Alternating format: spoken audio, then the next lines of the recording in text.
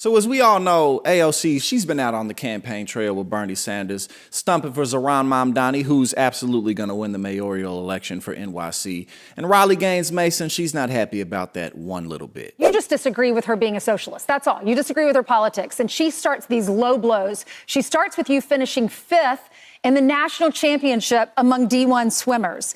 And Brian gave me some stats earlier. He said only 14% of college students play sports at the college level. 5% play D1, and only 1%, Riley, finish in the top 5. So I wish almost you hadn't challenged her to a debate. I wish you had challenged her to the 200-yard freestyle or the 200-yard butterfly, because you would win in a debate and you would kick her tail if you had to swim against her. Yeah, man, Ainsley, I just cannot understand this line of argument that the Democratic Party is using. It doesn't matter if I finish 1st, 5th in the nation, or 55th, okay? The problem is not me. I don't know why all of these women are so triggered by Riley Gaines. It's not just AOC, it's Simone Biles too. Riley Gaines is a rock star. She has given voice to millions of young female women and athletes like my sister, who got up early in the morning when it was still dark out in college and ran the 100-meter hurdles at a Division I school, SEC school like University of Florida. Riley Gaines gave voice to women like my sister, athletes across the country. And Simone Biles, AOC, I don't think you're an athlete, AOC, but you should be cheering her on nevertheless for fighting for other female athletes. Riley Gaines jumped on the bandwagon of, oh my God, here comes a brown socialist, Zohran Mamdani. He's going to destroy the whole of NYC. He's going to tear down the country. And AOC, she had to remind her that she's made her whole entire personality off coming 5th place in a swim meet. No matter what he's doing, that house doesn't belong to him, New York. It belongs to us. It belongs to the people of this country. And I want us all to remember and to know that the future, our future, is not determined by a despot in a house built by enslaved people.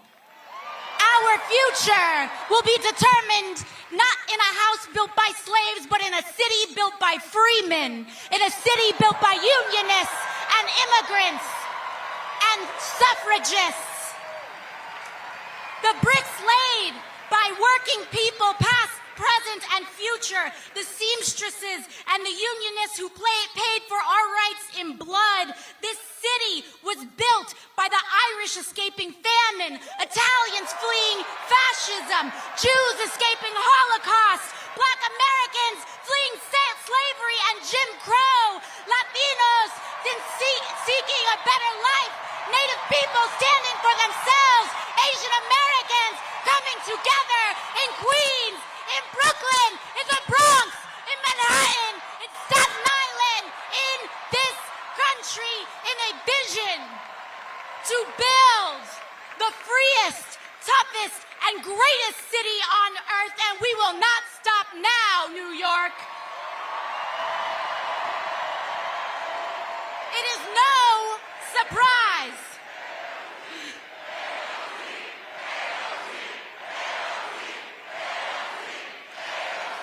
NYC, baby, NYC. One thing I want to say about Riley Gaines, as she sits there and has the moral high ground against AOC, when I look at people, if I were to say who's more Christ-like, I would pick AOC and the atheist Jew Bernie Sanders and the Muslim Zohran Mamdani a million times over you, Riley Gaines, because Riley Gaines, all you do is hate on people.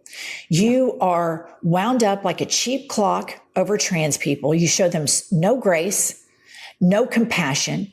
You defend billionaires. You cheer and celebrate when children are zip tied.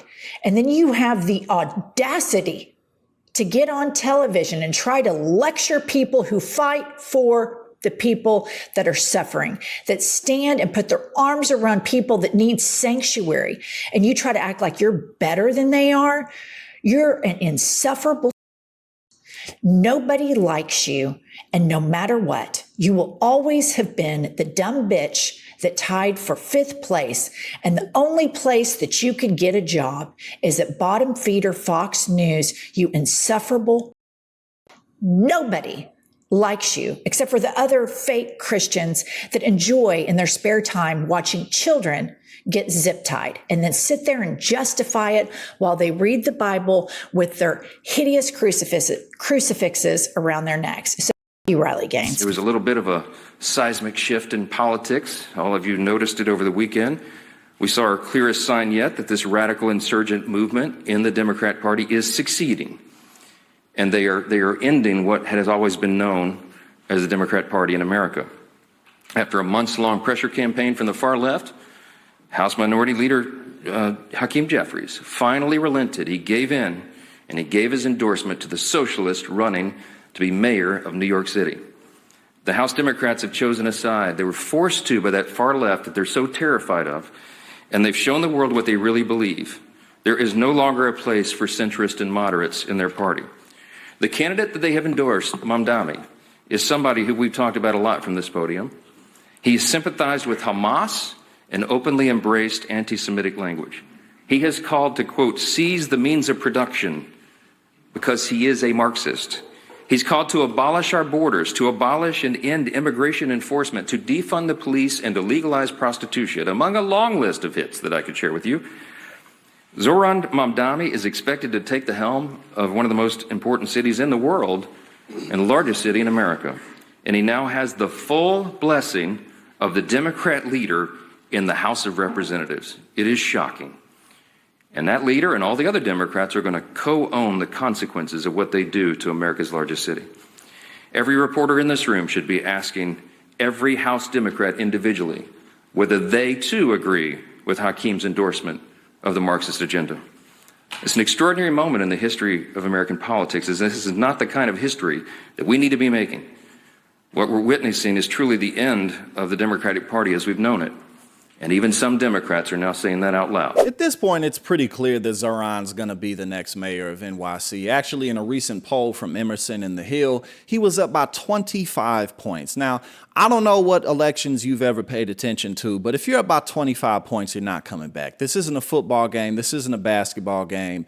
You don't really have an opportunity to just completely change people's minds. On top of the fact that Andrew Cuomo went out in disgrace. You know, all the sexual assault allegations and just him being a general asshole, and him also having 10 years in that position. People don't want that. People don't want more of the same. People want new. People want change. People have a difficult time affording their rent payments. Grocery prices are going up and up. And Zohran Mamdani, not only does he have good ideas that at least we should try out, he's also a young, fresh face, and that's what the people are feeling right now. Eric Adams went out in disgrace. He already dropped out of the race, and the whole notion that, oh, everybody's going to leave if Zohran becomes mayor just isn't true.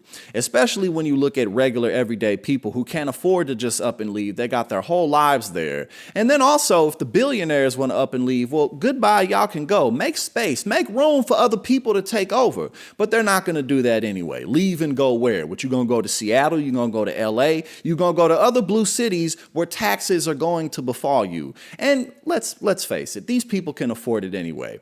You know, the regular, everyday people, we got to have our taxes raised. We got to have our prices raised, but 2% tax increase on people who have over $1 billion in assets. No, we can't have that. People just aren't buying it anymore. It doesn't sell. And like I said, it's pretty obvious and pretty clear that Zohran is coming strong. So let's go ahead and do what we need to do to secure this election.